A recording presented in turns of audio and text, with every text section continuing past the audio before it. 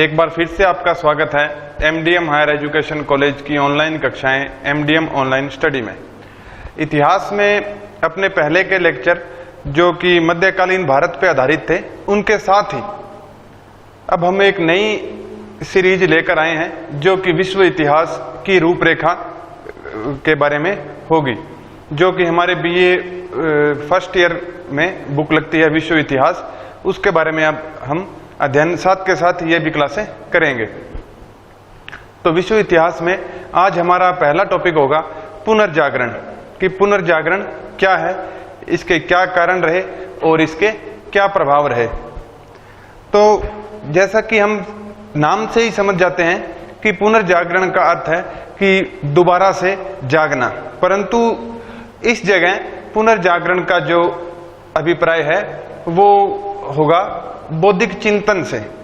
ठीक है, तो बौद्धिक चिंतन का मतलब कि अगर हम यूरोप के इतिहास को शुरुआत से देखते हैं तो प्राचीन काल में महान यूनानी साम्राज्य जिसकी सीमाएं यूरोप से बाहर तक भी फैली हुई थी, उसके पतन के बाद रोमन इतिहास का दौर शुरू होता है, जिसमें रोमन साम्राज्य जो कि एशिया और यूरोप दोनों महाद्वीपों में फैला होता है। अब जहां अपने यूनानी साम्राज्य की बात करते हैं तो यूनानी साम्राज्य में अरस्तु, प्लेटो जैसे दार्शनिक थे और उस समय बौद्धिक चिंतन जो था वो अपनी उच्चतम अवस्था में था। तो धीरे धीरे जैसे यूनानी साम्राज्य का पतन होता गया तो बौद्धिक चिंतन समाप्त होता गया और इसके बाद जो रोमन साम्राज्य आया, रोमन साम्राज्य के शुरुआत से लेकर और रोमन साम्राज्य के पतन तक जो बौद्धिक चिंतन का एक दौर था वो एक प्रकार से रुक चुका था। अब अगर अपने पुनर्जागरण को दूसरे शब्दों में देखें तो इसका अर्थ होगा कि प्राचीन काल से लेकर रोमन साम्राज्य के पतन के समय तक जो यूरोप था वो एक प्रकार से बौद्धिक चिंतन उसमें अवरुद्ध हो चुका था। ठीक है, बौद्धिक चिंतन के लिए वहां कोई स्थान नहीं बचा था, क्योंकि जो यूरोप में उस दौर में जो व्यवस्था थी वो चर्च पर आधारित व्यवस्था थी और जो चर्च थी वो जो चर्च थी और उस चर्च को चलाने वाले जो लोग थे वो बौद्धिक चिंतन को स्वीकार नहीं करते थे, क्योंकि जो चर्च थी वो अपने रूढ़िवादी कार्यक्रमों के साथ चलती थी। तो अगर हम देखें कि पुनर्जागरण की शुरुआत कैसे होती है और पुनर्जागरण से क्या प्रभाव पड़ा यूरोप और एशिया या हम कहें तो पूरी दुनिया पर, इसके बारे में आज हम यहाँ चर्चा करेंगे।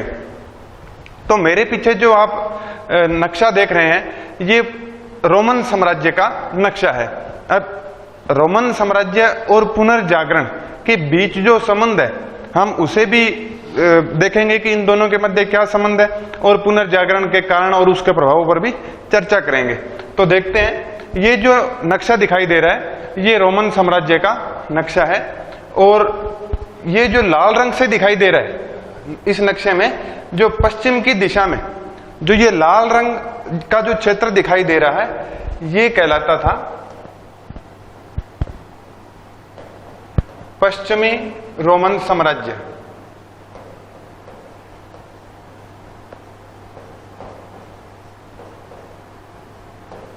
पश्चिमी रोमन साम्राज्य।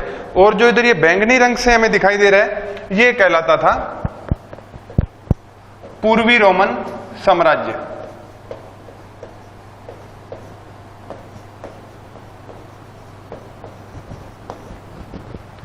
तो ये पश्चिमी रोमन साम्राज्य और ये पूर्वी रोमन साम्राज्य।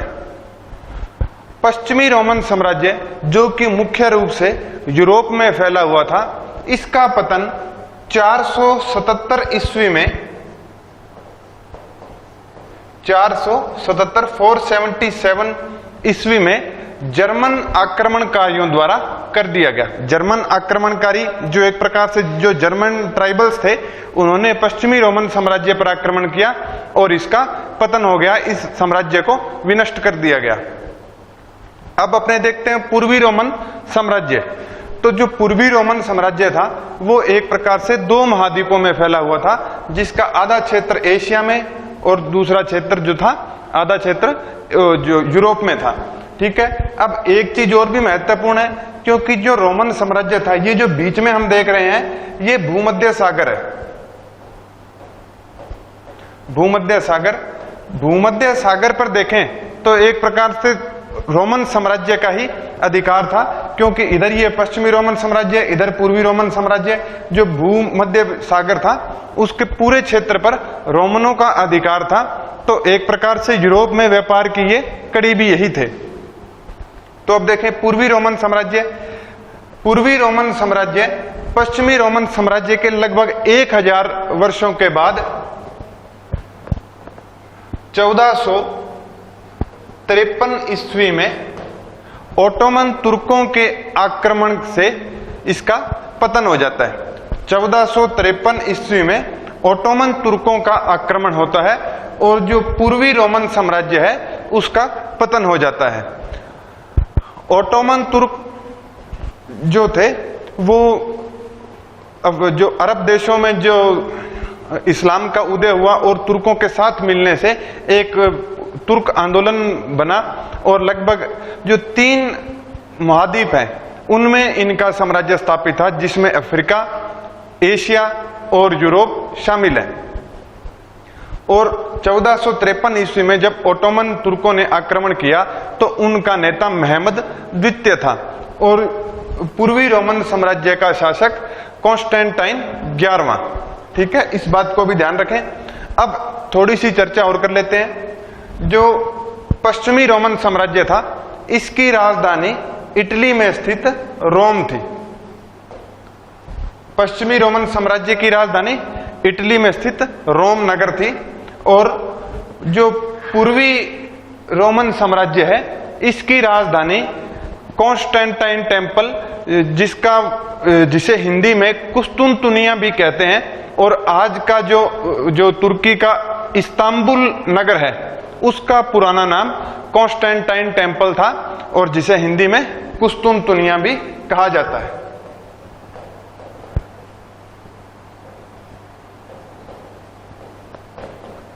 कुस्तुनतुनिया आज का इस्तांबुल, जो कि तुर्की का एक प्रसिद्ध शहर है। तो कुस्तुनतुनिया का पतन कब हुआ? 1453 में। अब इसके साथ ही एक चीज का और विशेष ध्यान रखें कि विश्व इतिहास की अगर सबसे महत्वपूर्ण घटना पूछी जाए या ऐसी तिथि पूछी जाए जो विश्व इतिहास में सबसे महत्वपूर्ण रही है, वो है 1453। इसका कारण क्या है कि इस दिन एक तो पूर्वी रोमन साम्राज्य का पतन होता है और आने वाले समय में ये जो घटना है ये पूरे विश्व भर के जो भी राजनीतिक, आर्थिक, सामाजिक रूप से जो भी घटनाएं आगे होंगी उनको एक बड़े तरीके से प्रभावित करेगा और इस पर अपने अब चर्चा करेंगे। तो अपन ने देखा कि रोमन साम्राज्य, जो पूर्वी रोमन साम्राज्य था, उसका पतन हो जाता है। किन के द्वारा पतन होता है? ओटोमन तुर्कों के द्वारा। अब अगर अपने विश्व के नक्शे में देखें कि रोमन साम्राज्य, जो पूर्वी रोमन साम्राज्य था, उसके पतन से क्या प्रभाव पड़ा, तो इसे जानने के लिए अपने आगे की स्लाइड्स पे चलते हैं और इस नक्शे के माध्यम से अपने उस पर चर्चा करेंगे। अब पुनर्जागरण की बात करते हैं। तो पुनर्जागरण के अगर कारण पूछे जाएं तो सबसे जो पहला कारण और जो सबसे महत्वपूर्ण कारण होगा वो होगा धर्म युद्ध, जिन्हें क्रूसेड भी कहा जाता है। ये धर्म युद्ध क्या थे और इनका मकसद क्या था, पहले अपने इस पर चर्चा करते हैं। रोमन साम्राज्य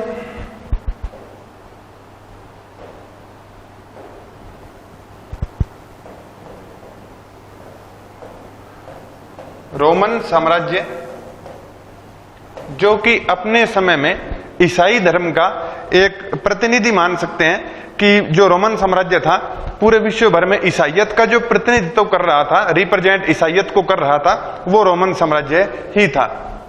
रोमन साम्राज्य और ओटोमन साम्राज्य। ओटोमन साम्राज्य के, रोमन साम्राज्य और ओटोमन साम्राज्य के बीच में लगभग 200 वर्षों तक चले एक युद्धों की श्रृंखला, मतलब छोटी मोटी झड़पें 200 वर्षों तक निरंतर युद्ध होते रहे दोनों के मध्य, और इन 200 वर्षों तक चले युद्धों को धर्म युद्ध या क्रूसेड कहा जाता है। अब ये युद्ध क्यों हुए? इन युद्धों को होने का मुख्य कारण था यरूशलेम पर अधिकार को लेकर। यरूशलेम वर्तमान में इजराइल में एक शहर का नाम है, और ये इस्लाम के लिए भी बहुत महत्वपूर्ण है, पवित्र स्थान है, और ईसाई धर्म के लिए भी एक महत्वपूर्ण और पवित्र स्थान है। तो इस स्थान पर अधिकार करने को लेकर लगातार 200 वर्षों तक ईसाइयों और ओटोमन तुर्कों के मध्य युद्ध चलते हैं। ठीक है, जिस युद्ध में ईसाइयों का जो रिप्रेजेंट है, जो प्रतिनिधित्व है, वो रोमन साम्राज्य जो कि पूर्वी रोमन साम्राज्य करता है, और ओटोमन तुर्कों का जो प्रतिनिधित्व है वो खुद ओटोमन तुर्क जो साम्राज्य है वो करते हैं, मतलब उनके खलीफा जो है वो करते हैं। 200 वर्षों तक लगातार ये युद्ध चलते रहे। अब इन युद्धों में अंत में जाकर ये युद्ध समाप्त होते हैं 1453 ईस्वी में, और इनकी समाप्ति होती है कॉन्स्टेंटाइन टेम्पल यानी कुस्तुनतुनिया पर तुर्कों के अधिकार से। ठीक है, अभी अपने पढ़ा था कि पूर्वी रोमन साम्राज्य का पतन 1453 ईस्वी में हुआ, और जो कॉन्स्टेंटाइन टेम्पल या जो कुस्तुनतुनिया था उस पर ओटोमन तुर्कों ने अधिकार कर लिया। तो ओटोमन तुर्कों के कुस्तुनतुनिया पर अधिकार करते ही एक प्रकार से युद्ध समाप्त हो गए। परंतु इनमें पुनर्जागरण का क्या प्रभाव पड़ा? देखो, सबसे बड़ा प्रभाव यह है कि जो रोमन साम्राज्य जो तुर्कों के विरुद्ध लड़ रहा था, जो सैनिक लड़ रहे थे, पोप ने उनको विजित होने का आशीर्वाद दिया। अब हमें इस चीज का विशेष ध्यान रखना होगा कि अगर हम इस समय से पहले यूरोप की राजनीति देखते हैं या यूरोप की जो व्यवस्था है उसको हम देखते हैं, तो वो चर्च आधारित व्यवस्था थी। ठीक है, उसमें जो सबसे सुप्रीम पावर थी, जो सर्वोच्च शक्ति थी, वो चर्च थी, और चर्च ही राज्यों का निर्माण करता था, चर्च ही राज्यों का अस्तित्व समाप्त करता था। मतलब राजा को बनाने में योगदान चर्च का था, और राजा को हटाने में भी योगदान चर्च का रहता था। मतलब चर्च जो थी वो केवल धर्म तक सीमित ना होकर राजनीति में भी गहरी पकड़ रखती थी। तो जो पोप था वो इन सभी यूरोपीय देशों का सर्वोच्च कमांडर था एक प्रकार से अपने देखें तो, और पोप के आशीर्वाद के साथ ही 200 वर्षों तक जो रोमन साम्राज्य या ईसाई लोग थे वो यरूशलेम पर अधिकार करने के लिए लगातार ओटोमन तुर्कों से युद्ध करते रहे। ठीक है, और 200 वर्षों के बाद हुआ क्या? जो ईसाई या जो रोमन साम्राज्य है उनका पतन हो गया, यरूशलेम जो था वो ओटोमन तुर्कों के हाथ में चला गया। तो अब लोगों के दिमाग में ये बात आई कि पोप के आशीर्वाद होने के बावजूद हम युद्ध हार गए, हमने यरूशलेम नगर को खो दिया पोप के आशीर्वाद होने के साथ ही। तो लोगों के दिमाग में ये बात आई कि पोप जो है वो सर्वोच्च शक्ति नहीं है, मतलब जो पोप है वो ईश्वर का प्रतिनिधि नहीं है, जो कि आज से पहले पोप आधिकारिक रूप से घोषणा करते आ रहे थे।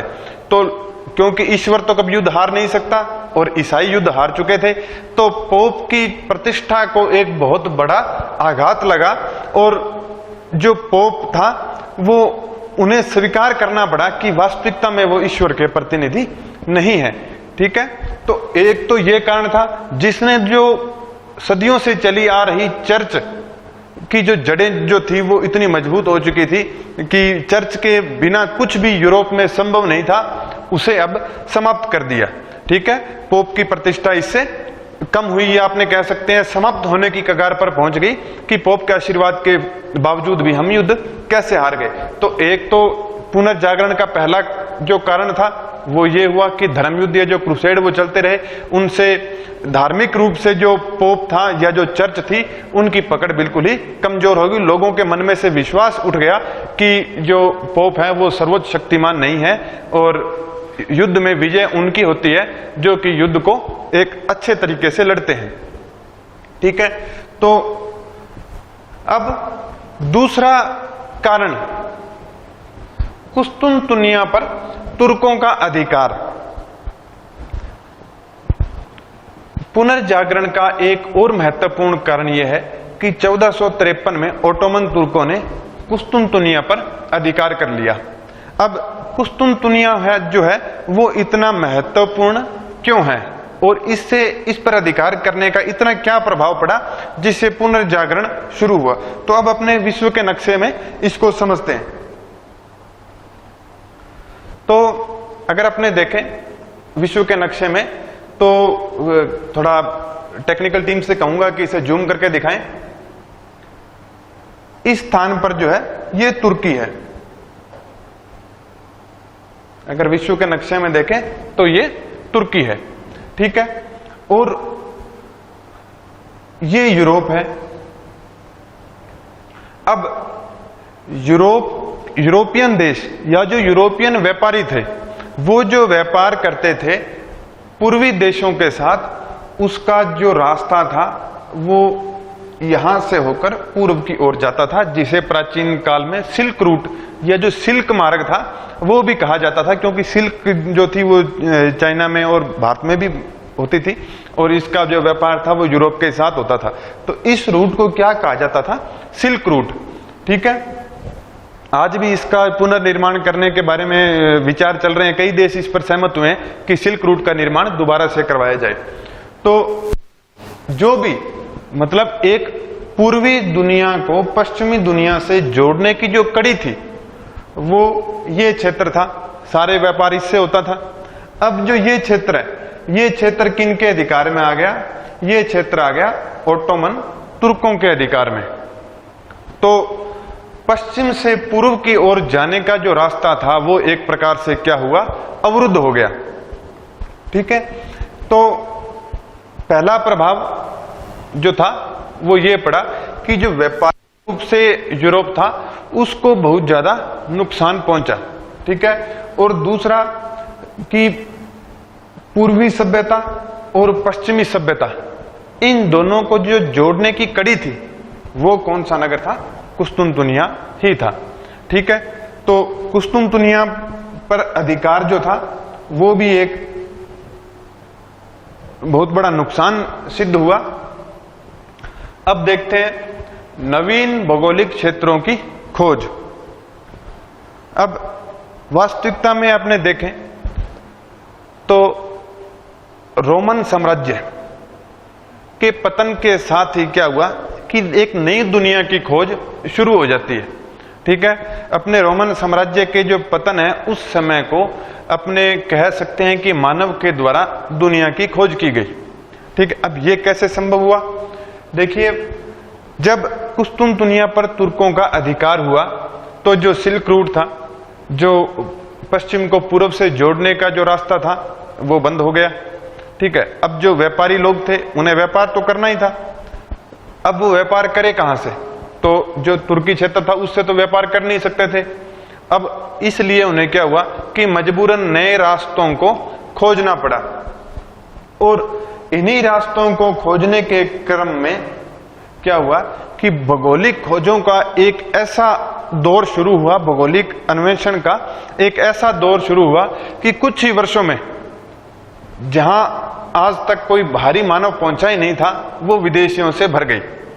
मतलब कुछ ही वर्षों में पूरी दुनिया की खोज कर डाली गई। इसके बारे में अगर अपने देखें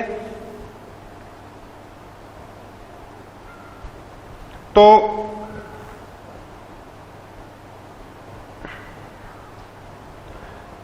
ये जो रास्ता था ये अवरुद्ध हो चुका था तुर्की आक्रमण के कारण। भूमध्य सागर जिस पर कभी रोमन साम्राज्य का आधिपत्य रहा, अब जो इटली जैसे धनवान देश थे, ठीक है, उनमें समृद्ध व्यापारी जो थे, क्योंकि वो इस रास्ते से पूर्व की ओर नहीं जा सकते थे। तो आप समझ रहे होंगे कि अब जो दौर शुरू हुआ वो हुआ समुद्री यात्राओं का। अगर ये रास्ता बंद है तो इस क्षेत्र में जाने के लिए अफ्रीका का चक्कर लगाकर अनेक समुद्री मार्गों की खोज की गई और इसी क्रम में अनेक नए देशों की खोज हुई। अब ये कैसे हुआ? क्योंकि जब जहाज अफ्रीका का चक्कर लगाकर एशिया में आए तो जहाजों के लंगर डालने, मतलब जहाजियों के विश्राम के लिए एक जो जगह थी वो सबसे उपयुक्त जगह थी वर्तमान के दक्षिणी अफ्रीका में के बिल्कुल दक्षिणी छोर पर, जो कि समुद्र से लगता है। वहां एक समुद्री किनारा अपने मान सकते हैं जिसका नाम था कैप ऑफ गुड होप। तो कैप ऑफ गुड होप की खोज हुई और इससे आगे चलकर यह मेडागास्कर का द्वीप खोजा गया और इससे आगे चलकर भारत या जो अन्य जावा, सुमात्रा, ये जो देश थे जिसे हिंद चीन भी कहा जाता था, इनकी खोज हुई। ठीक है, और इनकी खोज के साथ ही धीरे धीरे चीन के पूर्वी तट का पता लगाया जा सका। तो इससे क्या हुआ कि भौगोलिक खोजों का एक युग शुरू हो गया। अब भौगोलिक खोजें जब हुई तो निश्चित रूप से व्यापार को प्रोत्साहन मिला। अब प्रोत्साहन मिला तो इससे आर्थिक लाभ होने लगा और आर्थिक लाभ होने से क्या हुआ कि जो अनेक देशों के शासक वर्ग थे उन्होंने साहसी नाविकों को प्रोत्साहन दिया। ठीक है, नए भौगोलिक क्षेत्रों की खोज के लिए। तो जो कुस्तुनतुनिया पर तुर्कों के अधिकार से एक क्या फर्क पड़ा, क्या प्रभाव पड़ा कि नए भौगोलिक क्षेत्रों की खोज हुई, जिससे क्या हुआ, अब इसका पुनर्जागरण पर प्रभाव कैसे पड़ेगा? पहला प्रभाव, जहां मंद व्यापार चल रहा था, नए भौगोलिक रास्तों की खोज से व्यापार में तीव्रता आई। व्यापार में तीव्रता आने से लोगों के पास पूंजी बढ़ी, पूंजी बढ़ने से ऐश्वर्य, मतलब जो भोग विलासिता की वस्तुएं थे उनकी डिमांड बढ़ी। और जब डिमांड बढ़ती है तो उनका किसी वस्तु की डिमांड बढ़ेगी तो उसका बड़े पैमाने पर निर्माण किया जाएगा। निर्माण करने के लिए कुशल श्रमिकों की आवश्यकता होती है और कुशल श्रमिक जब ही काम करेंगे जब उन्हें अच्छा वेतन मिलेगा। मतलब एक पूरी श्रृंखला बन गई जिससे हर व्यक्ति लाभ कमा रहा था और धीरे धीरे उन्होंने क्या किया, आर्थिक युग में प्रवेश करना शुरू कर दिया।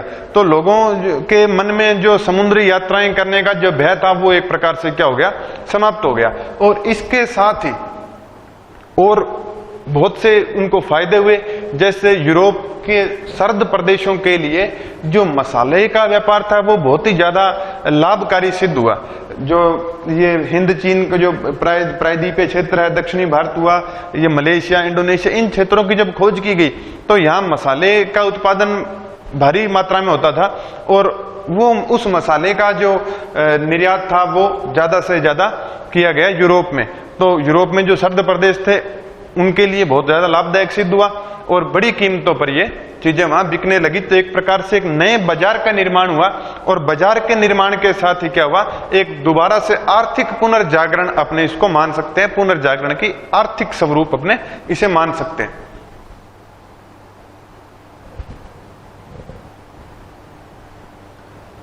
पूर्वी दुनिया से व्यापार का विकास। अब पूर्वी दुनिया से जो व्यापार था, ठीक है, पूर्वी रोमन साम्राज्य के पतन से पहले पूर्वी दुनिया के साथ इतना व्यापार नहीं होता था जितना व्यापार उस पतन के बाद होने लगा। मतलब नए रास्तों की खोज के बाद हुआ। बहुत से जो साहसिक नाविक थे वो भारत जैसे देशों में आए। जैसे भारत में सबसे पहले पुर्तगाली है, वास्को डी गामा, ठीक है, उसके बाद फ्रेंच, डच, अंग्रेज भारी संख्या में आने लगे और भारत जिसमें लगभग हर चीज का उत्पादन एक बड़े पैमाने पर होता था, अब वो उत्पादन, उस उत्पादन का जो अधिशेष था, मतलब जो किसी वस्तु का उत्पादन हुआ और उस उत्पादन के बाद वो वस्तु बाजार में बेच दी गई, ठीक है, परंतु जितना उत्पादन हुआ वो वस्तु उतनी मात्रा में बाजार में नहीं बिकी। तो कुछ अधिशेष जो बचा हुआ माल था वो व्यापारियों के पास रह जाता था। अब जैसे जैसे ये जो पुर्तगाली और डच, फ्रेंच, अंग्रेज भारत में आए या किसी भी पूर्वी देशों में गए तो उनसे उस सामान को बहुत ही कम कीमतों पर प्राप्त किया और उसे यूरोप में जो बढ़ी हुई कीमतों पर बेचकर अत्यधिक मुनाफा कमाया। और बाद में तो अपने देखते ही हैं कि ईस्ट इंडिया कंपनी, जो कि लंदन के बड़े बैंकर्स थे, उन्होंने मिलकर इस कंपनी का निर्माण किया और भारत पे लगभग 200 वर्षों तक उन्होंने राज किया है। आर्थिक कार्यक्रमों के साथ साथ उसने राजनीतिक कार्य भी यहाँ शुरू किए। फ्रेंच भी भारत में थे, डच भी थे और पुर्तगाली भी शुरुआत में भारत में रहे। तो इस प्रकार क्या है कि जो पूर्वी दुनिया से जो व्यापार का विकास था वो अत्यधिक मात्रा में हुआ। अब क्या था कि पूर्वी दुनिया और पश्चिमी दुनिया का संपर्क जब हुआ तो वस्तुओं का आदान प्रदान, न केवल वस्तुओं का आदान प्रदान हुआ बल्कि एक वैचारिक आदान प्रदान भी उससे होता है, जिसका पुनर्जागरण में काफी रोल है। अब आगे अरबों और मंगोलों से संपर्क। अब इस चीज को समझने के लिए आपको एक नक्शा दिखाता हूं। Roman empire versus Mongol empire of Kublai Khan. जो आप ये लाल रंग से जो क्षेत्र देख रहे हैं, ये क्षेत्र है रोमन एम्पायर, और ये जितना भी जो हरे नीले आसमानी रंग में जो आप देख रहे हैं, ये है मंगोल एम्पायर। ठीक है, मंगोल साम्राज्य कुबलई खां के समय में। ठीक है, तो अब देखिए रोमन साम्राज्य जो कि विश्व के 3% भाग में फैला हुआ था, वहीं जो कुबलई खां का मंगोल साम्राज्य था वो विश्व के 17% भाग पर फैला हुआ था। मतलब 4-5 गुना इससे विशाल था। और मंगोल या आपने कह सकते हैं जो अरब लोग थे वो शुरुआत से ही क्या हुए कि वो अन्वेषण के मतलब अपने मान सकते हैं उनका एक शौक था कि खोजकर्ता अगर माने विश्व में सबसे पहले खोजकर्ताओं की अगर संज्ञा दी जाए तो वो मंगोलों को देना उचित होगा। अब क्योंकि कागज का आविष्कार जो कुबलई खां के समय में हुआ, ठीक है, और छापे खाने का आविष्कार भी इन्हीं के समय में हुआ, तोप, गोला बारूद, बंदूकें, इन सभी का आविष्कार इन्हीं के समय में हुआ था, मतलब इन्हीं साम्राज्य में हुआ। तो कुस्तुनतुनिया जो यहां था एक दोनों साम्राज्यों के बीच की कड़ी था। ठीक है, तो अब जब व्यापार वाणिज्य दोबारा से शुरू हुआ, यह आपने कह सकते हैं कि जब तुर्कों ने उस क्षेत्र पर अधिकार किया तो उन्होंने बहुत नई नई चीजें वहां वो लेकर आए।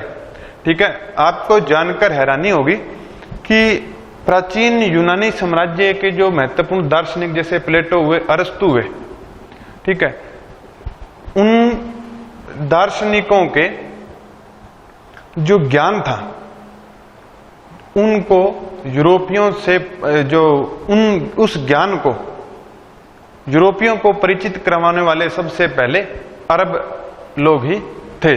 ठीक है, मतलब अरबों ने यूरोपियों को बताया कि आपके क्षेत्र में यूनानी साम्राज्य के काल में अरस्तु और प्लेटो ने क्या कहा, मतलब उनके जो शिक्षाएं, उनके तत्व ज्ञान या उस समय के जो बौद्धिक चिंतन था, इससे सबसे पहले जो रूबरू कराने वाले लोग थे यूरोपियों को, वो थे अरब लोग। तो अरब लोगों से जब इनका संपर्क हुआ तो एक बड़ी मात्रा में क्या हुआ, बौद्धिक चिंतन का विकास होता है। उदाहरण के लिए अपने देखें तो जो कुस्तुनतुनिया था वो एक प्रकार से पश्चिम और पूर्व का मिलन बिंदु था, और सभी धर्मों के लोग वहां बड़ी मात्रा में विद्वान, दार्शनिक, शिल्पकार, मूर्तिकार, ये बहुत लोग वहां रहते थे। जब तुर्कों का आक्रमण होता है तो ये सारे लोग भागकर कहां जाते हैं, यूरोप चले जाते हैं। अब अपने साथ ये उस अथाह ज्ञान के भंडार को भी ले गए जो उस समय तक उनके पास मौजूद था, और इस ज्ञान के भंडार से यूरोप में एक बौद्धिक चिंतन का विकास हुआ। उदाहरण के लिए अपने देखें तो कार्डिनल बेरासियोन जो थे वो अपने साथ लगभग 800 से अधिक पांडुलिपियां लेकर यूरोप पहुंचे कुस्तुनतुनिया से। तो इस प्रकार बहुत से जो विद्वान लोग थे वो इनके संपर्क में आए, और जो अरब थे उन्होंने जब अरस्तु और प्लेटो के सिद्धांतों से उन्हें परिचित करवाया तो धर्म की जो जड़ें थी वो बिल्कुल ही खोखली सिद्ध हुई, क्योंकि अरस्तु और प्लेटो का जो सिद्धांत था वो तर्क पे आधारित था। स्कोलिस्टिक विचारधारा अपने कह सकते हैं, ये भी एक इसमें पार्ट है। स्कोलिस्टिक विचारधारा के जो पढ़े हुए लोग थे वो बौद्धिक चिंतन में विश्वास करते थे, और उनकी जो समझ थी वो तर्क शक्ति के आधार पर थी। वो किसी भी बात को स्वीकार या अस्वीकार अपनी तर्क शक्ति के आधार पर करते थे। और जो चर्च थी ऑर्थोडॉक्स कैथोलिक चर्चें थी, वो तर्क शक्ति जो वाद विवाद था उसमें खरी नहीं उतरती थी, क्योंकि कोई भी धर्म हो वो हमेशा रूढ़िवादियों से ही कुछ ना कुछ अंश रूढ़िवादिता का धर्म में होता ही है।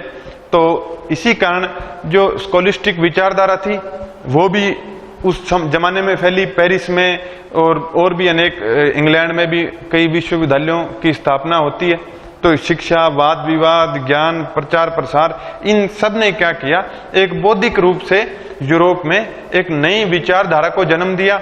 और जो अपने कह सकते हैं बौद्धिक चिंतन, जो बौद्धिक चिंतन है उससे भी सबसे पहले यूरोपियों को परिचित करवाया। तो कुबलई खां के दरबार में तो पोप के राजदूत भी थे, अनेक देशों के, भारत के, चीन के, सुदूर पूर्वी देशों के, अफ्रीका के, अरबों के, सभी के राजदूत यहाँ थे। और हर समय वहां कुछ ना कुछ विषयों पर वाद विवाद चलता रहता था।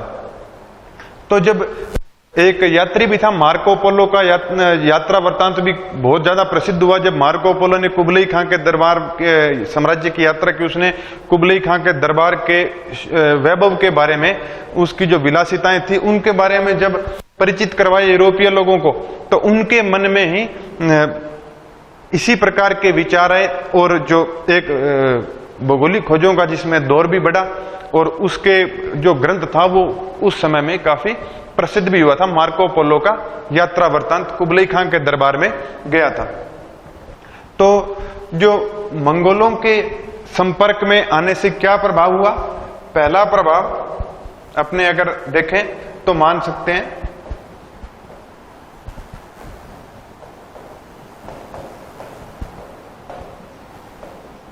प्राचीन यूनानी ज्ञान से परिचय। प्राचीन यूनानी ज्ञान से परिचय करवाने वाले लोग जो थे, जिन्होंने यूरोपियों को प्राचीन यूनानी ज्ञान से परिचय करवाया, वो लोग अरब और मंगोली थे। दूसरा, एक आविष्कारों का दौर शुरू हुआ।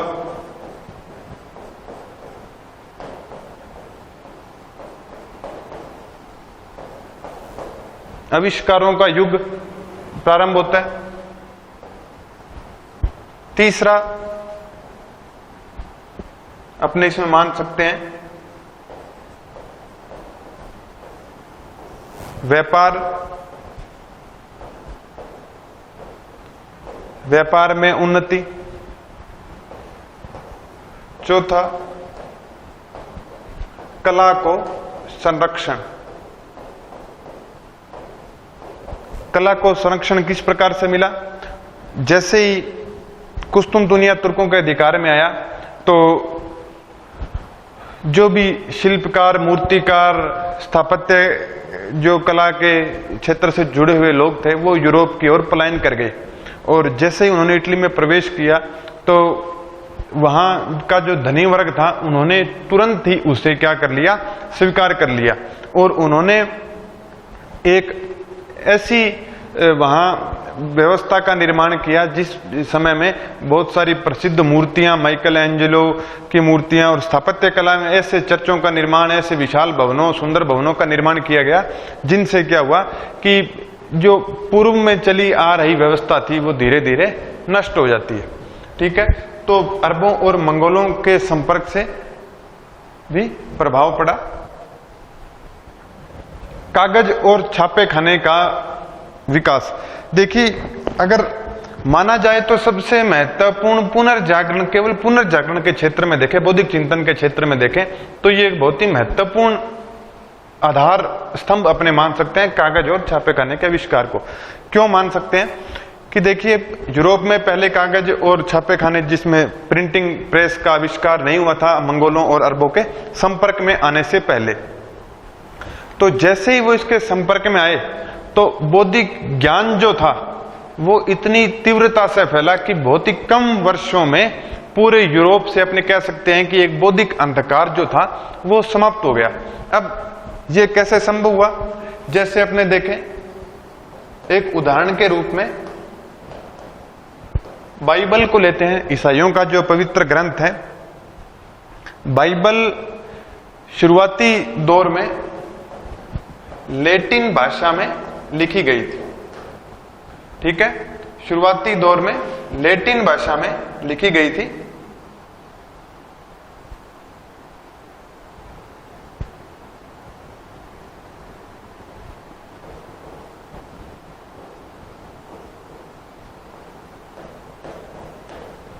लैटिन भाषा में। अब यूरोप में जो लैटिन भाषा थी वो सम्भ्रात वर्ग की, या मतलब बड़े ऊंचे लोगों की भाषा थी।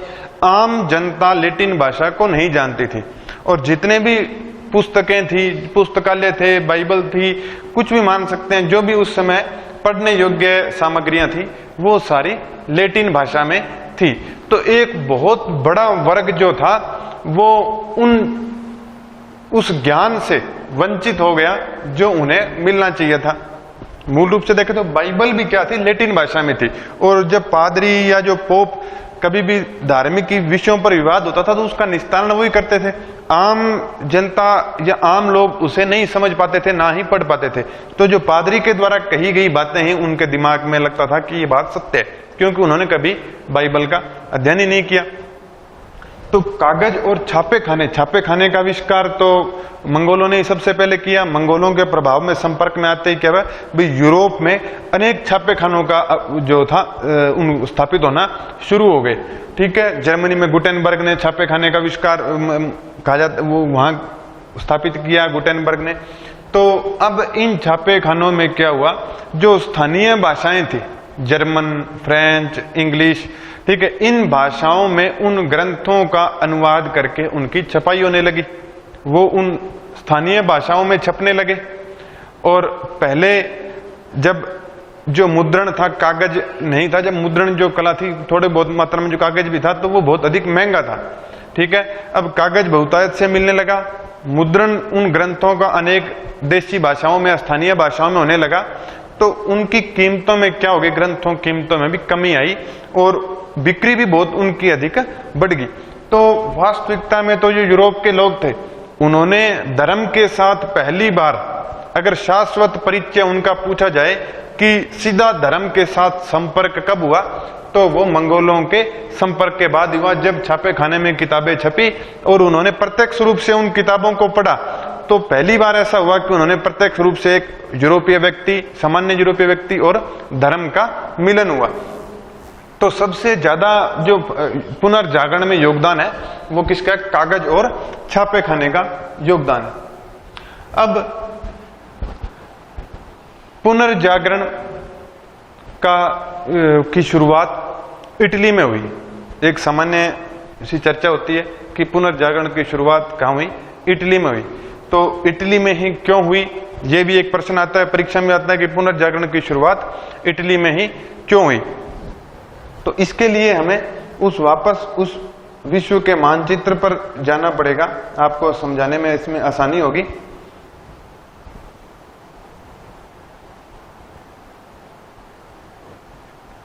तो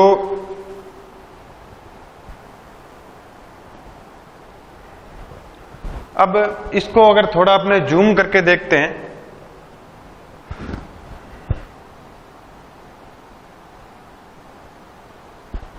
तो इसको अगर जूम करेंगे तो इस स्थान पर ये इटली है। ठीक है, और जब इस स्थान पर तुर्कों का अधिकार हुआ तो भूमध्य सागर में सबसे पहले जो एक स्थान आता था वो था तुर्की का समुद्र तट। ठीक है, तो कुस्तुनतुनिया के पतन के बाद बड़ी संख्या में जो शरणार्थियों के रूप में ईसाई अन्य धर्मों के भी लोग थे, वो अपने सभी ग्रंथों को, अपनी आवश्यक वस्तुओं को लेकर, जो शिल्पकार, दस्तकार, मूर्तिकार जो भी थे, वो सभी के सभी भागकर सबसे पहले शरण कहाँ ली, इटली में शरण ली। तो पहला तो उन लोगों ने सबसे पहले अपने ज्ञान से जो परिचय करवाया वो इटली के लोगों को करवाया। दूसरा कारण, लगातार 200 वर्षों तक जो धर्म युद्ध चलते रहे, जो वीर योद्धा सूरमा थे वो युद्ध लड़कर जब वापस अपने घरों की ओर आते थे तो वो इटली में एक शरण लेते थे, इटली में रुकते थे विश्राम के लिए। तो वो उस क्षेत्र की विशेषताओं के बारे में, तुर्क देश कैसे हैं, उनका रहन सहन कैसा है, उनके घर बार जो भी वस्तु हैं उनके बारे में इन क्षेत्रों में बताया करते थे। ठीक है, तीसरा जो उत्तरी यूरोप है वो अब तक पूर्ण रूप से अंधकार में था। मैनर व्यवस्था अपने आगे, मतलब एक सामंती व्यवस्था शॉर्ट इसमें अपने, क्योंकि थोड़ा अपने हट जाएंगे चैप्टर से, इसमें जो फ्रांसीसी क्रांति वगैरह उसमें पढ़ेंगे, उसमें अपने टॉपिक आता है। जो मैनर व्यवस्था थी, सामंतवादी व्यवस्था, उसके कारण ये क्षेत्र तो पूरा अंधकार में डूबा रहा। ठीक है, कोई ज्ञान की यहाँ तो कुछ बात ही नहीं थी। ठीक है, इटली जो था, क्योंकि पोप खुद वेटिकन में निवास करता था इटली में, तो इटली वैसे भी एक नगरीय राज्य था। प्राचीन काल से कुछ नगरों का निर्माण, फ्लोरेंस, मिलान, इन वेनिस जैसे नगरों का निर्माण हो चुका था, बड़े नगर थे। और नगर राज्य जो थे वो व्यापारिक, उनका स्वरूप जो था व्यापारिक था, तो धनी व्यापारी वहां रहते थे। ठीक है, तो जो भी इधर से भाग के आए उनको शरण देने वाले सबसे पहले वही व्यापारी लोग थे। तो अब अपने एक देखते हैं कि इटली में ही इसका आविष्कार क्यों हुआ, मतलब पुनर्जागरण की शुरुआत इटली में ही क्यों हुई। तो अपने पहले पॉइंट के तौर पर इसमें देख सकते हैं, पहला पॉइंट, भूमध्य सागर में इसकी अवस्थिति। जो भूमध्य सागर, इसकी कुछ भौगोलिक दशाएं भी आदर्श थी, अनुकूल थी, जिस कारण ये सबसे पहले यहाँ प्रवेश हुआ। भूमध्य सागर में अवस्थिति, तुर्क देशों से जब अपने आते थे, पूर्वी रोमन साम्राज्य से सबसे पहले आने वाला देश इटली था। अच्छे बंदरगाह थे, अच्छे नगर थे, व्यापारियों को आकर्षित करते थे, और जो भी कुशल कारीगर है, जो कुशल मजदूर था, उसके लिए यहाँ बहुत सारा रोजगार था। दूसरा,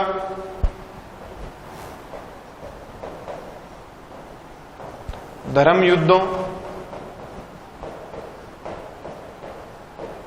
युद्धों के दौरान सैनिक आवाजाही, धर्म युद्ध 200 वर्षों तक चले। बहुत सारे जो सैनिक थे, वीर योद्धा थे, वो आते थे और उस अरब देशों के ज्ञान से इनको परिचित करवाते थे। तीसरा,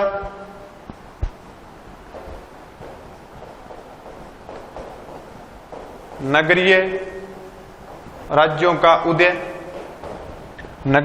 इटली नगरीय राज्य के लिए प्रसिद्ध थे। वहां ग्रामीण आबादी कम थी। फ्लोरेंस, मिलान जैसे, वेनिस जैसे बड़े शहर थे जो कि व्यापार का केंद्र थे। अगर बात आए कि पुनर्जागरण की शुरुआत सबसे पहले किस देश में हुई, तो इटली में हुई। अगर इटली में ही पूछा जाए कि पुनर्जागरण की जो शुरुआत है वो सबसे पहले इटली में कहां हुई, तो ये फ्लोरेंस नगर है, इटली का एक प्रसिद्ध शहर है। फ्लोरेंस नगर, वहां सबसे पहले पुनर्जागरण की शुरुआत होती है। चौथा,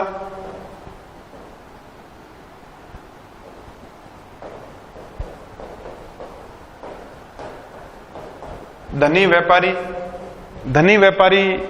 क्योंकि नगरीय राज्य था, धनी व्यापारियों के कारण व्यापार की अनुकूल परिस्थितियां थी और पूरे विश्व भर में जो व्यापार का केंद्र था, कुस्तुनतुनिया के पतन के बाद इटली ही बचा। तो जिससे क्या हुआ कि इटली में विदेशियों की आवाजाही बढ़ी और ज्ञान और विज्ञान का प्रकाश इसमें फैलने लगा। पांचवा अपने मान सकते हैं